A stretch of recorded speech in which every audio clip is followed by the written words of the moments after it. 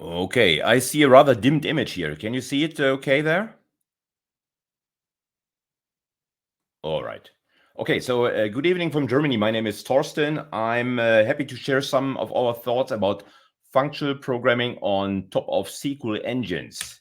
In this particular research, we are trying to address, to counteract the particular frequent abuse of database systems in which all the clever computation happens on the side of the programming language, which, of course, first has to extract all the data, tabular data in that particular case, from the database. So it will issue very simple queries to extract the major parts or even the entire data in tables, to hold them on the programming language heap and to process them in some sort of clever computation on the side of the programming language. The database is sitting there as a rather dumb storage, only reproducing the tabular data. It cannot engage its clever SQL engine. It cannot engage its indexes. It cannot fabricate connections between tabular data. It's just rather dumb storage.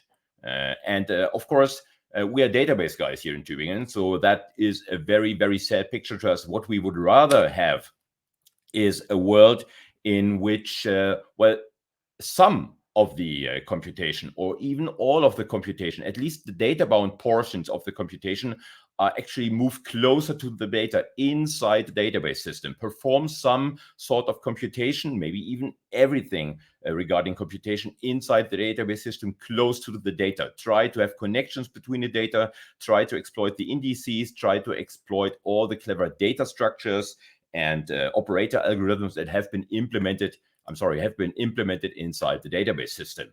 Then only move the hopefully very small result over this particular border to the programming language side, where we perform some simple post-processing in the ideal case. That would be, according to Stonebreaker's slogan, move your computation close to the data. All right. This would be the ideal case. And actually, SQL can be a very interesting and a very rich programming language in which you can express such computation. There's people out there who have been quoted in this particular PADL day already. Philip Greenspan said, SQL, Lisp, and Haskell are the only programming language that I've seen where one spends more time thinking than typing. And I would agree. I would add APL to that particular list, but SQL is indeed a programming language, a really, truly declarative programming language that can express a whole suite of algorithms out there. This might surprise people, but since the introduction of recursion into SQL, it's actually not a surprise at all. In SQL 99, so more than 20 years ago, the SQL standard added recursion to the SQL language. And this, of course, was a major boost to the expressiveness of SQL, which then became a Turing-complete programming language. Admittedly, a programming language with a very particular flavor, but there is no computational algorithm that you wouldn't be able to express in SQL. You would just have to fall back onto the recursive construct that have been added to SQL 99.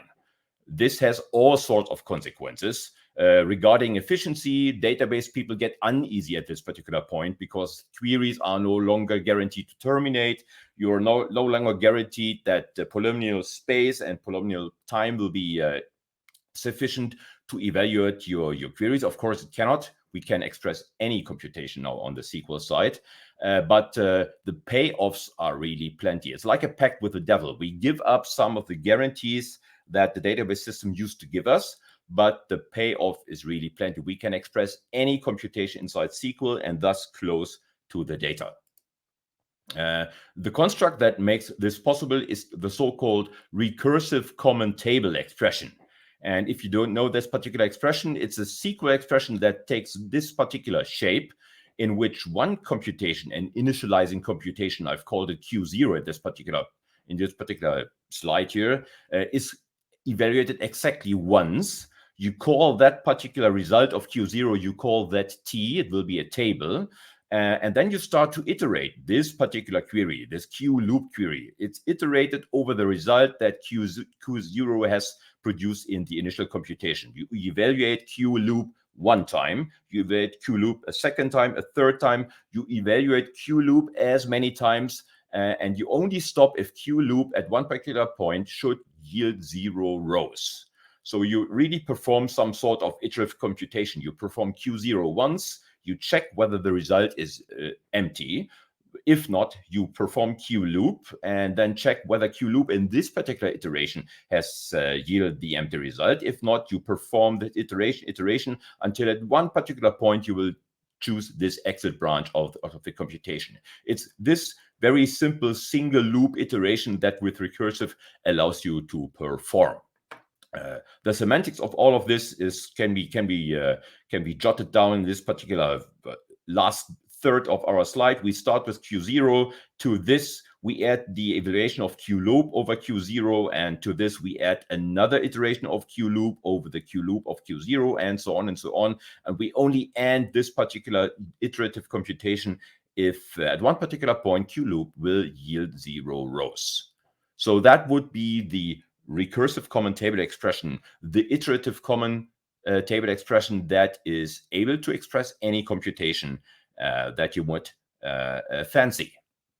I've brought one particular example of such a computation that we might want to push inside a database system. Maybe we are computing over a graph-based over a relational representation of graphs. So that would be a directed graph.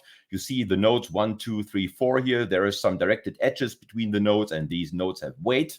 This would be a very simple, straightforward tabular representation of such a graph. Okay, so let's assume that these graphs, of course, not 5-row graphs, but maybe 50,000 or 5 million row graphs, are actually stored inside our database. And now we want to perform computation over this data. For example, this Floyd-Warshall algorithm, it's the classical all pairs shorted path algorithm, a 3-fold recursive algorithm, as you can see, that is able to compute the shortest or the cheapest path between any pair of nodes. We don't have to dive deep into this particular formulation of the algorithm. This is the nicely put, very elegant, very compact textbook style of the algorithm that you might find out there.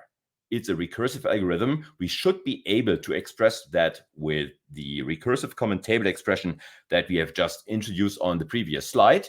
And indeed, you can do that. I brought the resulting common table expression with me. This is the verb form of the algorithm that you will find in a textbook. This is the recursive common table expression that you will not find in any textbook, and probably for a good reason. It's just plain ugly. It's hard to read. You have a very hard time. You have a very hard time to recover the original Floyd-Warshall idea inside recursive common table expression. I can identify the Q0 computation. I can identify the Q loop computation, which in this particular case indeed is nasty because the Floyd-Warshall algorithm features 3-fold recursion. So this Q loop formulation, SQL formulation, has a 3-fold reference to this recursive table that we're iterating over. All of this is super complicated. All of this is hard to grasp. It's a large monolithic formulation of this computation. If I show this to my students, they normally back away. Nobody is willing. Nobody loves recursive common table expression. It's just plain complicated. All right, so that's all around bad news in this particular camp. But this work, the work we are presenting here at PADL, is proposing to not use recursive common table expressions, or not use them directly at least, but use a different form of recursive computation that you can express in contemporary SQL database systems, and that would be the recursive user-defined functions. Okay. Well, if we would be able to use a normal, say, functional style programming language to express Floyd-Warshall, then the textbook style algorithm that we've seen a few slides before will probably translate into this recursive function. And I hope, I'm pretty sure that everyone in the audience, the PADL audience at least, will see the one-to-one transcription of Floyd-Warshall's textbook style algorithm into this particular, well, functional formulation of the algorithm. We are checking for this integer argument. Well, if it's 0, then we look up the weight of the edge that goes from node S to node E. Otherwise, we are performing a threefold recursion here. We perform some arithmetics, then determine the minimum weight. And all of this is sufficient to compute the Floyd-Warshall algorithm. Everyone can draw the direct line between this particular formulation and the textbook style algorithm. Recursive SQL UDFs bear the promise to express this computation in a style that is very close to this particular formulation and still executable by a database system. And the recursive SQL UDF for Floyd-Warshall would be this formulation. And I hope that you agree that also in this particular formulation, you can immediately see the nature, the ghost, the spirit of Floyd-Warshall here. We have this case distinction. If n is 0, then we are very concrete here. We access the table, the tabular encoding of our graph. We are looking for the edge that goes from node S to node E, and then we are extracting the weight. So this is something that we can easily do. If n is not 0, well, then we have a threefold recursion here, doing some arithmetics, picking the least of the two values that we are computing here, and then we have done everything that is needed to compute the odd-first shortest path algorithm. In this case, in a recursive SQL UDF, I would be ready to accept this as the one-to-one description of the immediate transcription of the textbook style algorithm. Can't we have this? And we can have this, but there's a price to pay. There's a price to pay that SQL DBMSs are lousy runtime systems for such recursion-heavy functions. On each invocation of such a recursive SQL UDF, Floyd in this particular case, you will see that the systems look inside the UDF body, the SQL query that you have just seen. They will treat this UDF body as a normal query. A query plan will be generated. A query plan will be instantiated. The query plan will be evaluated. After evaluation, the data structures of the query plan will be torn down. All of this takes time. All of this is a really heavy computation. Creating such a plan data structure is really a heavyweight operation. The plan data structure itself is a heavy data structure. All of this takes time. And the bad news is, if you evaluate this Floyd UDF, the recursive Floyd UDF that we have defined on the previous slide, there will be many such calls. So this is really a toy example of such a graph and a toy Floyd invocation. If we let that compute and then later on look inside the statistics collector of our relational database system, in this case, it's PostgreSQL, then you will find, well, this particular top-level recursive call to Floyd has led to 88,000 plus recursive invocations of the SQL UDF Floyd, and thus to 88,000 planning events inside the database system, and the execution time is really abysmal. Okay, there's some counteraction there by the database systems. Functions are inline to some degree, but there are some limits to that. And this recursive function, this threefold recursive function, of course, cannot be inlined. So all of this actually is no PostgreSQL bashing. PostgreSQL is doing its best here, but it's interpreting the recursive function as a function, and has to be, as a SQL query, that has to be planned anew and anew and anew. And what we will see that over time, that there is, of course, a top-level query, the top-level query that invokes our Floyd function, and it will perform some useful computation here. But at one point, it will call the recursive, it will call itself recursively, it will build a plan, it will instantiate a plan, it will evaluate the plan. At this time, we are doing useful computation again. During the evaluation, we will encounter the recursive call, so we need to plan anew, we need to instantiate anew, and then we can evaluate again, and so on and again, and so on and so on. At some point, we will reach the base case where we can unwind the recursion and then ascend in the stack. But if you can see, all of these non-bold pieces of the graph, they relate to planning, to optimization, to plan instantiation, to plan tear down. All of this takes time. All right, so there's only a fraction of useful work that we are doing, and there's a whole lot of wasted time that is going into the trash.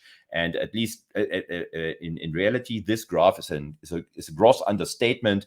In fact, like 90% of the evaluation time goes into planning and plan management. So SQL supports user-defined functions and recursive user-defined functions, but it really hardly encourages programming with these functions in a truly functional way.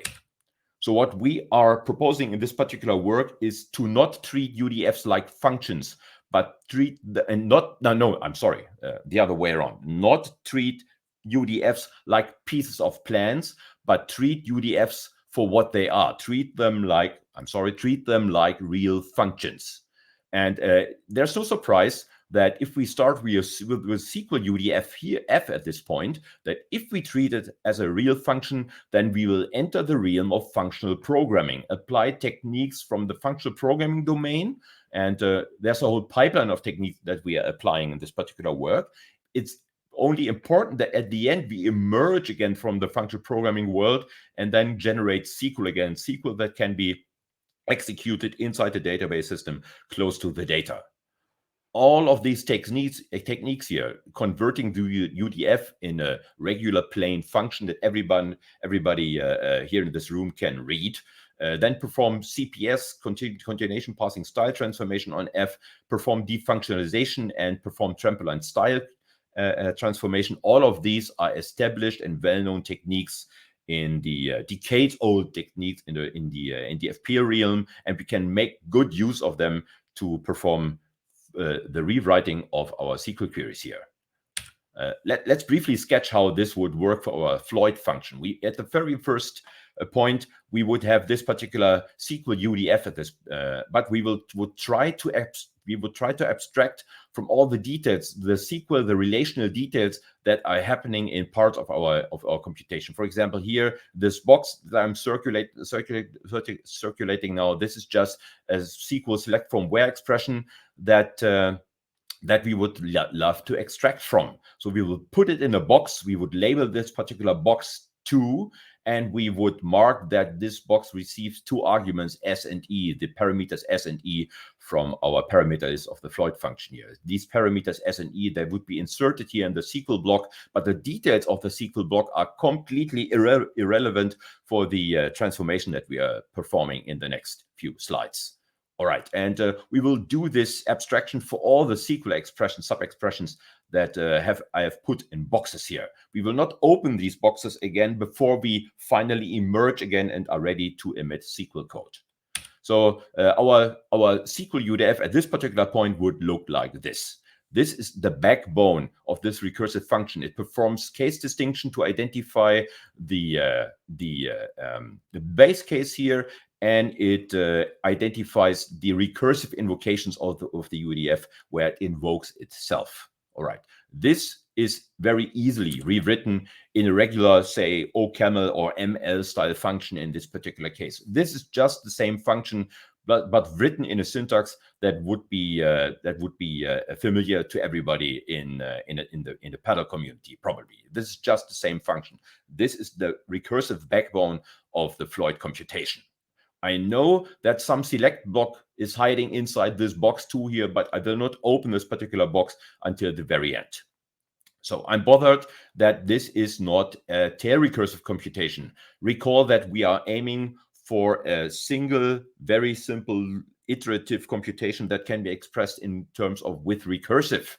All right, this is not a tail recursive computation. There is, after these recursive calls, there is some residual computation 3 to be done, for example. So our first step would be to convert this into a tail recursive computation. That would be the tail recursive form. We would simply apply continuation passing style in this step. All right, continuation passing style introduces these lambdas that receive the result from the Floyd recursive call that result S1 and pass it on to other recursive calls. That's fine for the CPS style, but it's bad news for our target system. SQL systems are first order systems. They have no representation for closures. So all of this is tail recursive already, but it's now higher order. So that would be bad news. But What we can do here is, of course, the old trick of defunctionalization, turn these lambdas, turn these functions into data. All right, so that would be the version of the Floyd computation where we have represented all these lambdas in terms of data structures.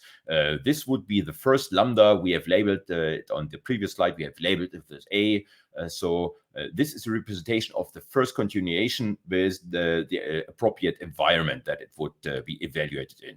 And pushing this particular computation onto a stack, which we which we inspect here in this apply function, well, we would see the label A on the top of the stack. A means that this particular body of the continuation function has to be executed. This is just plain defunctionalization as you have seen it again and again and again. All right. So this is first order now, and this is tail recursive, but this Floyd function and these apply functions, they mutually curse to each other. So I've brought the call graph of the Floyd and the apply function with me. This would be the call graph. Floyd calls apply calls itself, sometimes apply calls Floyd again. This is a rather involved mutual recursion that is expressed there. That's way apart from the simple iterative style computation that with recursive can express for us. So to bridge this particular gap, we are going over the bridge that's called trampoline style. So we introduce a single function trampoline at this particular point. This function receives the parameter fn that decides whether the Floyd function f or the apply function fn equals a should be evaluated. Once apply or Floyd have done their job, they return to the trampoline, which will then inspect fn again, will decide if the computation is over, fn equals x, or it will call Floyd, or it will call apply again. This is regular trampoline style. This is a single loop computation that is very close to the with recursive style. All right. If you inline Floyd and apply into trampoline, you end up with a call graph with a computation that has this particular shape. I've brought this trampoline function and the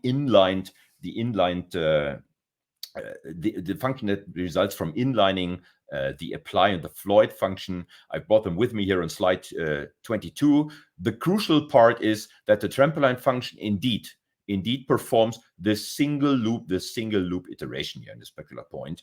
At some point we call out to the interpret function, which will perform the next step of the computation. It will inspect the fn label and it will decide whether we should behave like the Floyd function or we should behave like the apply function. But all of this is very simple, and the structure of the computation is the single loop.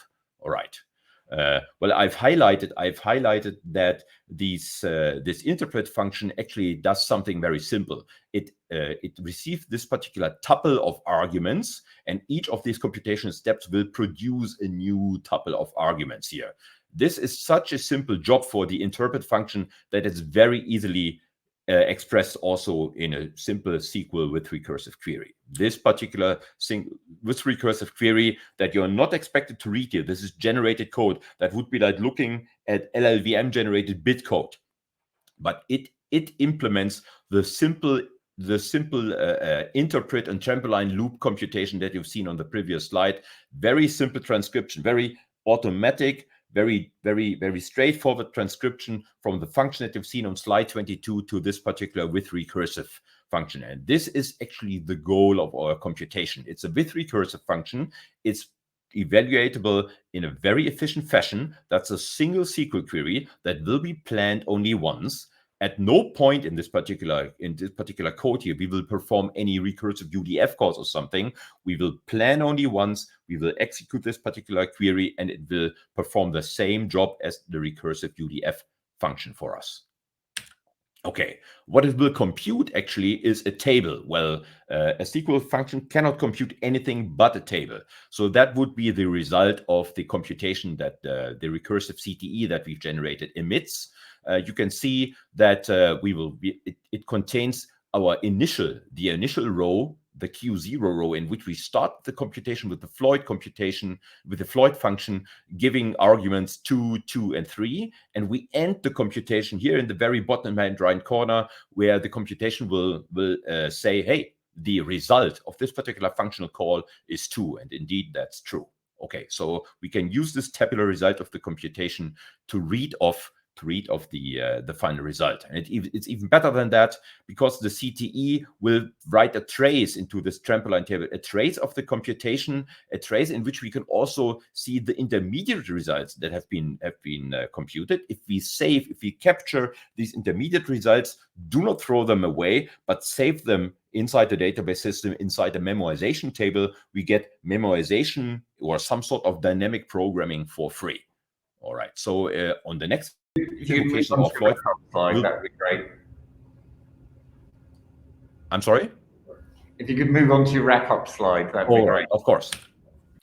Right. So you can save a lot of time by converting your recursive SQL UDFs with recursive functions with this particular pipeline. You see the overhead that the system has spent on plan generation and plan optimization and so on.